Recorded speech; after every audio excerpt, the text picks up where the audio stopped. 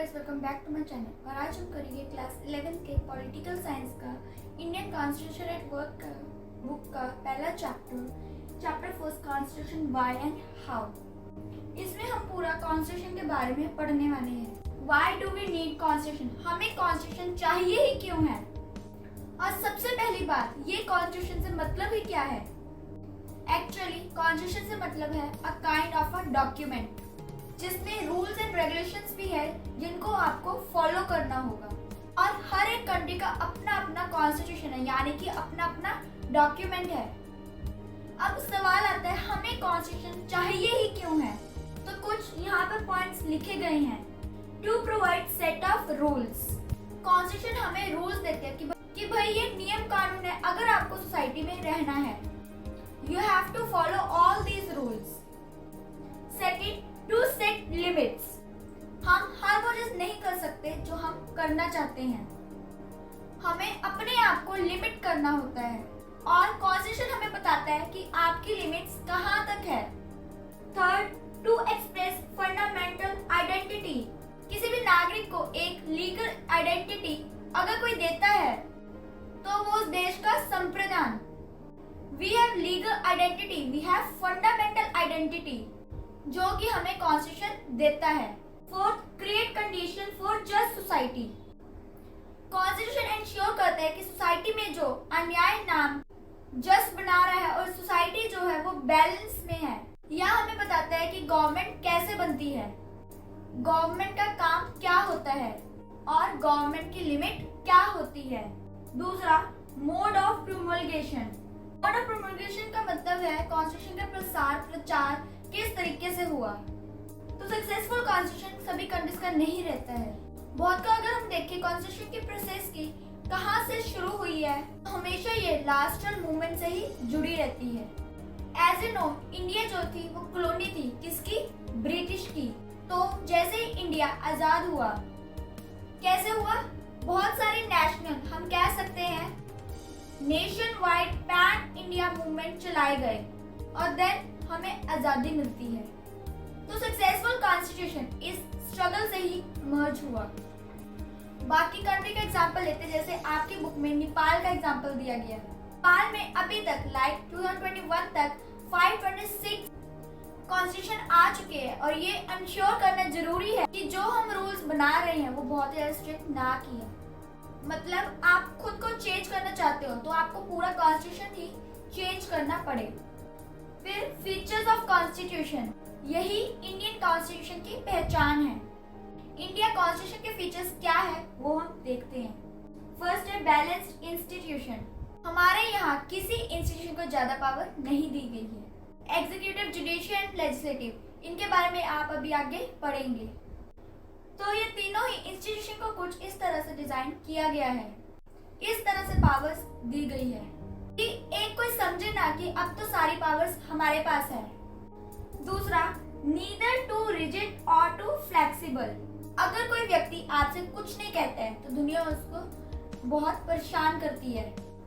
और कुछ बहुत ज्यादा स्ट्रिक्ट हो, छोटी छोटी बातों पर चिढ़ जाए तो दुनिया उनको भी बिल्कुल पसंद नहीं करती है। What am I trying to say is, constitution में रूल्स बहुत ही ज्यादा रिस्ट्रिक्ट नहीं है। ऐसा नहीं है कि चेंज नहीं किया जा सकता, चेंज कर सकते हैं पर इतना आसान भी नहीं है उनको चेंज करना। लिविंग डॉक्यूमेंट, इंडियन कॉन्स्टिट्यूशन को लिविंग डॉक्यूमेंट कहा जाता है क्योंकि इसमें चेंजेस किए जा सकते हैं एंड ये टाइम के हिसाब से चेंज भी होता रहता है। लास्ट, कॉन्स्टिट्यूशन को चेंज करने में तकरीबन 2 साल 11 महीने और 18 दिन लग गए थे और तब जाकर इंडियन कॉन्स्टिट्यूशन तैयार हुआ था।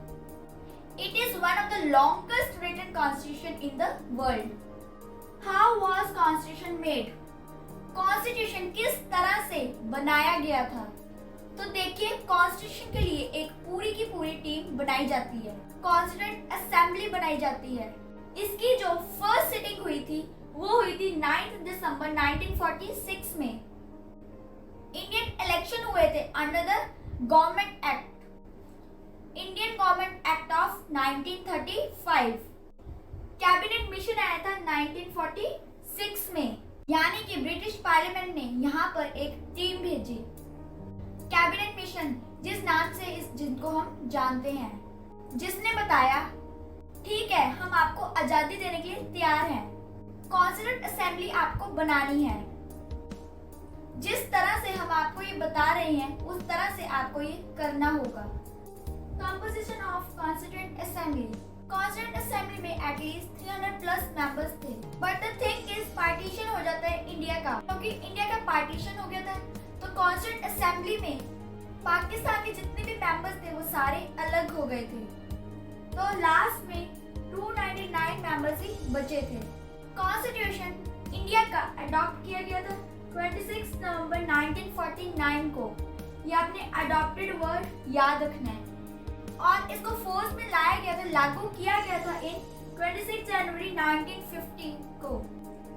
82% मेंबर्स जो थे कॉन्स्टिट्यूंट असेंबली में वो कांग्रेस के थे। 8 मेजर कमेटीज बनाई गई थी डिफरेंट टॉपिक्स पे डिस्कशन करने के लिए। ऑब्जेक्टिव रेजोल्यूशन पंडित जवाहरलाल नेहरू का आया था, जिसमें उन्होंने बताया था कि ये जो हम देश बनाने वाले हैं, नया देश कॉन्स्टिट्यूशन में जो हम रूल्स एंड रेगुलेशंस लिखेंगे वो किन प्रिंसिपल से इंस्पायर्ड होंगे। We have provisions adopted from different countries. अलग-अलग देशों से अलग-अलग प्रोविजंस हमने अडॉप्ट किए। ये आपने पढ़ी होगी स्टेटमेंट कभी, कहा जाता है Indian constitution is just a merely copy of other countries' constitution, which is not at all true. Why? यहाँ लिखे मैंने शॉर्ट फॉर्म बनाया बकफी। बकफी एक टर्म आपको याद करना है। What is बकफी? बी यानी कि ब्रिटिश कॉन्स्टिट्यूशन से क्या क्या लिया गया है? FPTP, parliament form of government, idea of rules of law, law making procedure, ये सारे प्रोविजन जो है हमने ब्रिटिश कॉन्स्टिट्यूशन से लिए हैं। फिर USA, United states of America, fundamental rights and judicial review हमने यहाँ से लिया है। क्वासी फेडरल सी एक्चुअली मैंने यहाँ पर लिखा नहीं, कनाडा है यहाँ पर, तो कनाडा क्वासी फेडरल सिस्टम है, वो हमने यहाँ से लिया है, यहाँ के कॉन्स्टिट्यूशन से लिया है। आइडिया ऑफ रेजिडुअल पावर ये भी हमने कनाडियन कॉन्स्टिट्यूशन से लिया है। एफ फ्रेंच कॉन्स्टिट्यूशन, फ्रांस का संविधान।